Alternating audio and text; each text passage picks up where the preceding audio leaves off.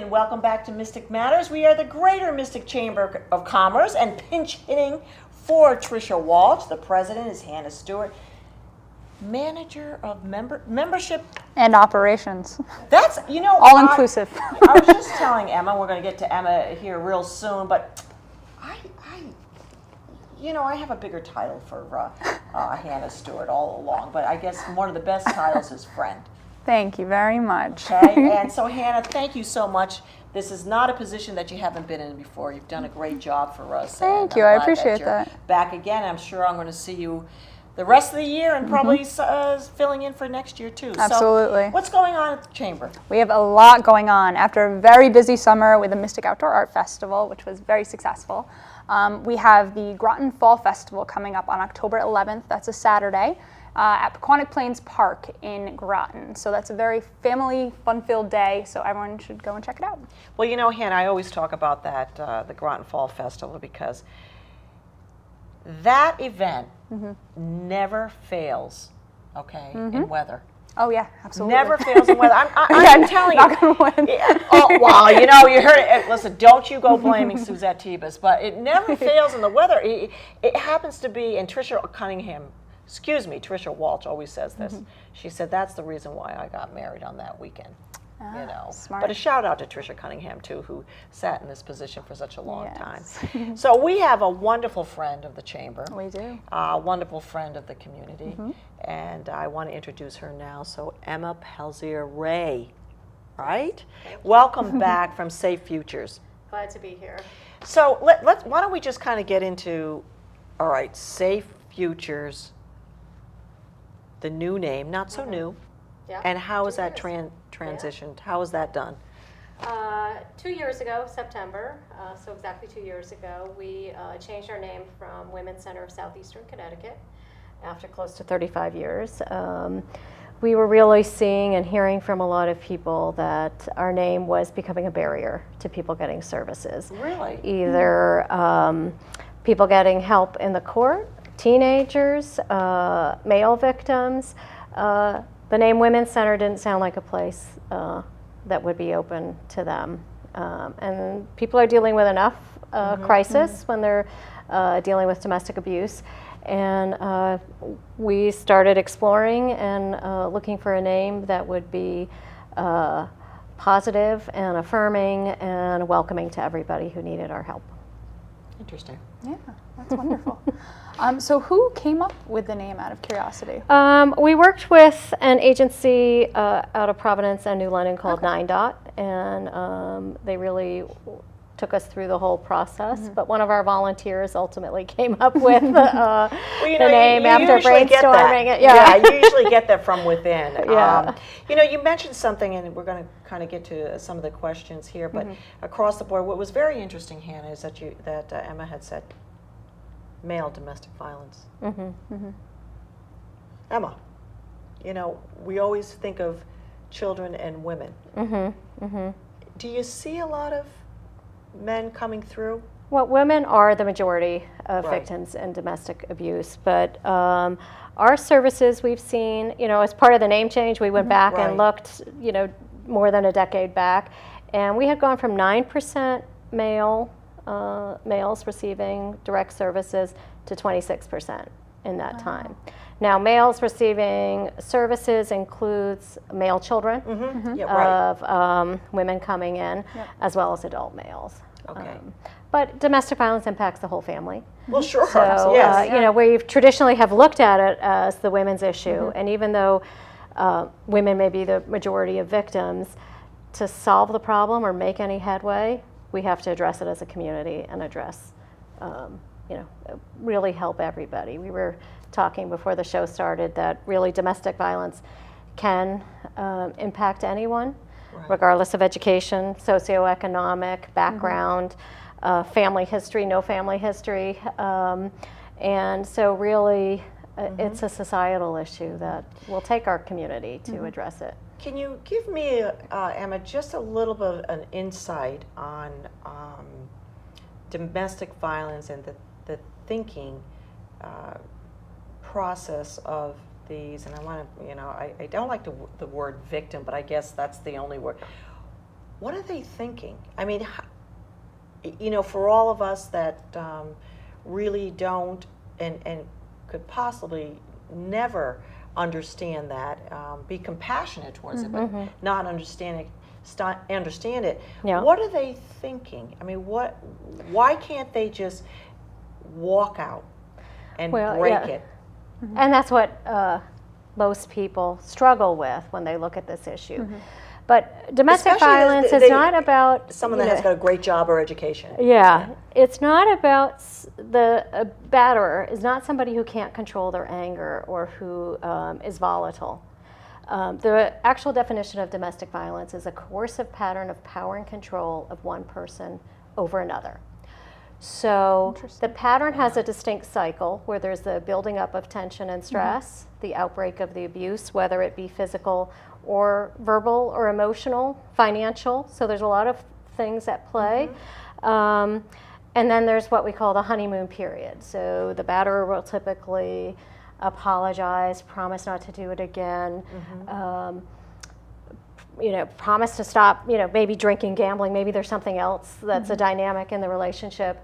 Or really, the abuser goes back to being the person that the victim fell in love with. So you can see that cycle can be very confusing when you are in the center of it. And it also serves, that's kind of not consciously intentional on the batterer's part, but that's, how they operate. So that for the person who's in that relationship, by the time they really realize this isn't healthy, it's very difficult to get out.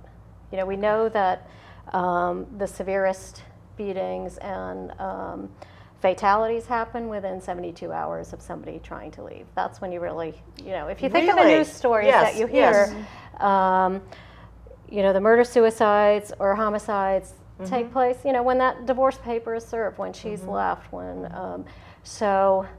because it heightens with the abuser. I mean, the mind of the abuser. Is it because he's going to be finally, or she found out? Well, they're losing control. They're ultimately losing control, and that's I like what your motivates definition. them. I know that that is the definition, but you explained it so eloquently. I just because you think about it, domestic violence is just compiling of a lot of different emotions. But it's a question that I've always asked about. Just people that have been in my life. You think just walk out. And it is not. It's not that easy. Yeah, and what we really, we're happy to talk to people who are struggling with helping a friend or family member.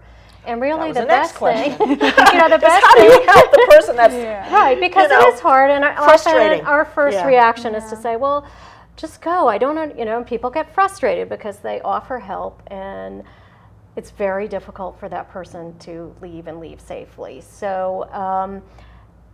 You have to listen, believe what she tells you. There are things that we just can't imagine happen. And don't judge, is really what we say. And know your resources, know our hotline number, know where help is here or, wherever the person may be, so that, just reinforcing that they're not alone and there is help. Then when they are ready and feel safe, to reach out to somebody, they'll know what to do. Because often, our state did a big study on the domestic violence fatalities a few years back and found that of the people that were murdered, less than 2% knew that there were any services available. Less than 2%?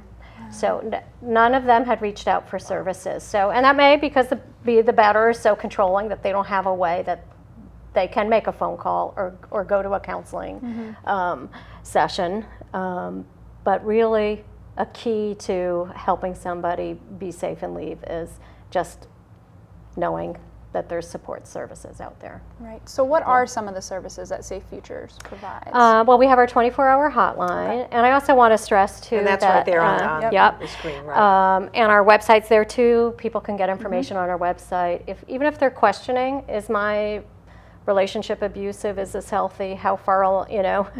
Right. There's some good resources on our website that can help somebody sort that out. Because sometimes if there isn't physical violence, people may not really recognize just how involved they are in the situation. And the hotline, too, I like to let people know, if you call the hotline, it doesn't mean we're going to come and get you and get you somewhere safe. It Right. really is Is it more of talking through? somebody to talk to, you know, just to listen to you, help you sort out what's really going on.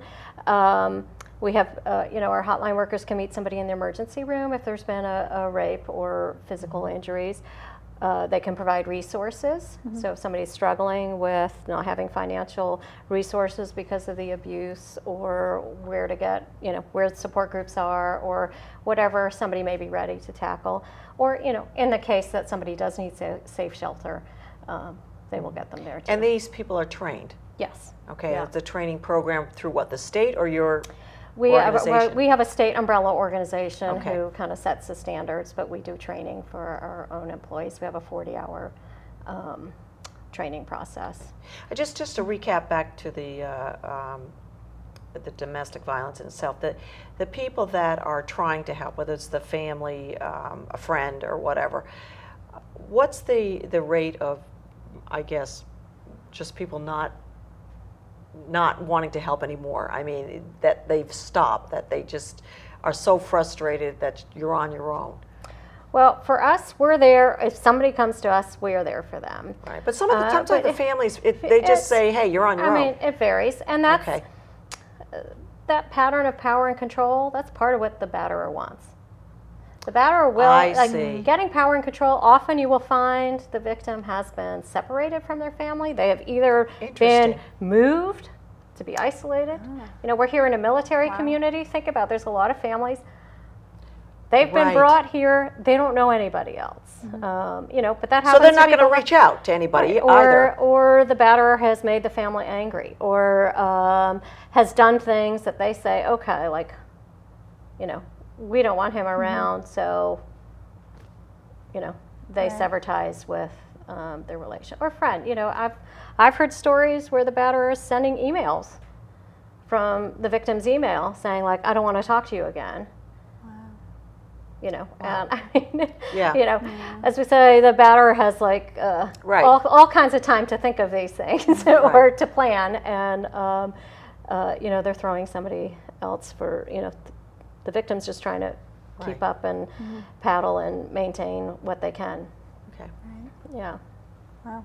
So in addition to the hotline, what other services Yes, do you provide? So we have an emergency shelter that Okay. has 15 beds. We've been at over 100% capacity for over the last 4 years, so there's a great need for that. We have transitional living. We have 9 apartments that are for people who are out of immediate crisis but still need a little more time to get back on their feet and build a good foundation for being successful moving forward. We have support groups. We have walk-in counseling and advocacy services. We have staff that works within the Norwich and New London courthouses to walk people through the process there and provide this support and really look out for the interests of the victim. You know, making sure if a restraining order is going to make a difference, that those pieces are put into place, all those kind of things. We also have an advocate who works with the Norwich Police Department. We work with all our local police departments with a new program that's about 2 years old too, where there's a team response to really severe domestic calls.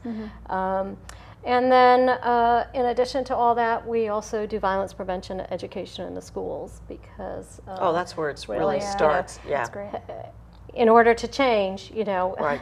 people have to start their lives on the right foot. And, you know, if a student has a family cycle of violence, this program really gives them tools to recognize healthy relationships and different ways of behaving and reacting if they don't have that in their home, but also for everybody. You know, you have all the dynamics between kids in school together, just really teaching kids. Ours is a 8 to 15 week curriculum-based program, so it's really hands-on where kids learn skills like empathy and intervening in all kinds of ways to really recognize their own emotions, how to handle their own emotions nonviolently, but also how to recognize what's going on around them and what's healthy, unhealthy, and how can you respond.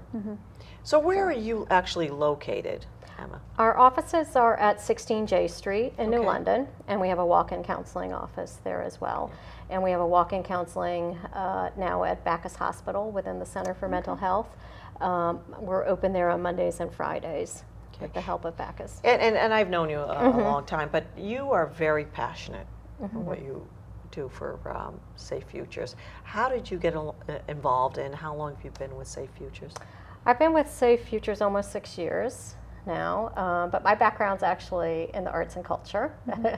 And It's kind of like this. What did you go to school for? But I went to school for this, but I do this, you know? Well, I was working for Yeah. a theater company in New York that did theater for social change, and when I was hired to help produce an event to premiere a play on domestic violence. And, Okay. the And then play was- eventually, Yep, and then I was running the company for a number of years, and we grew that play to be touring around the country during Domestic Violence Awareness Month.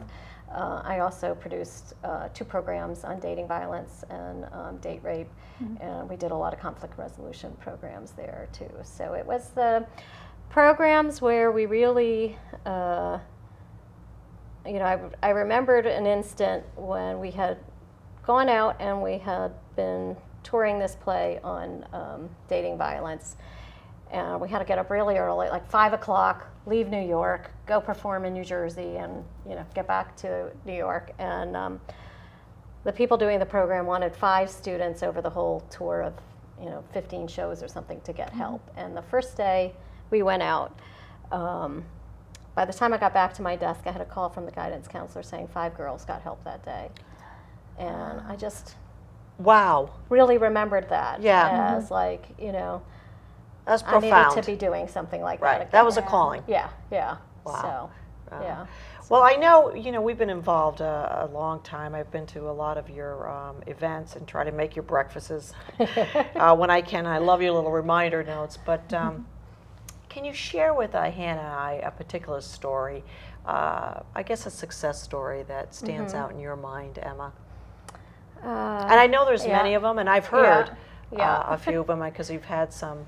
The word victim is not really my vocabulary, but I guess it's the only way to describe someone in this position. But and I've heard some really great success stories. But in your mind, is there one that stands out for you that you can share with the audiences?